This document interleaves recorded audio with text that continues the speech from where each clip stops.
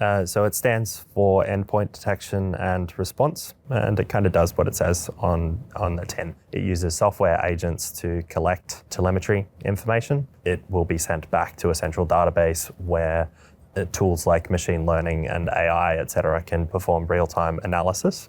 So understand what's happening, detect threats that maybe don't quite match known variants in the wild, make a snap judgment to then be able to respond and block those threats.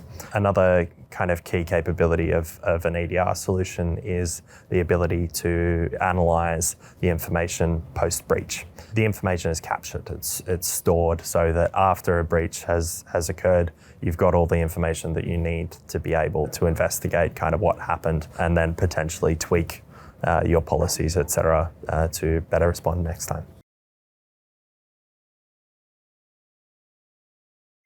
So one of the key things is understanding the risks that you're looking to mitigate, as this can really impact and influence the controls that you're putting in place using this capability. Another thing to keep in mind is agent fatigue, which is basically where you end up with a whole bunch of software agents on your machines, which operational teams often see as being a problem, because the more agents that you have running on a machine, the more performance impact there typically is. In order to get those operational teams on board and on side and progressing with the project, non-functional testing in particular to understand performance impact, which can then help socialize that with the operational team so that they understand the impact and aren't seen as blockers. Another lesson that we often see as relevant for these sorts of projects is making sure that you consider process as well as the technology that you're working with. If you can't get a platform owner on board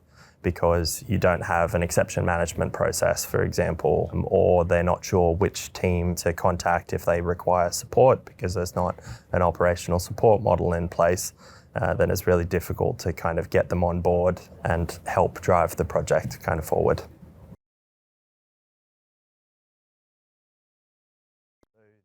The main thing that you need to, or one of the key things that you need to consider is what platforms you're going to be deploying to. This can really impact things like the capabilities that are available. Install process is something that's going to be different depending on the platform that you're deploying to. If you're deploying to Windows, for example, you might use something like group policy, whereas if you're deploying to Linux running in AWS or Azure or whatever it might be, you might be using something like Ansible scripts. The next thing to consider is how you manage config changes. If in the case of using Microsoft Defender for Endpoint, for Windows clients, it's pretty straightforward. It's all centrally managed via the portal. But for Linux devices, you essentially have to use a configuration file. What that means is that you then have to have the processes in place to be able to manage versions of those config files and track changes to the policies that are being applied to endpoints.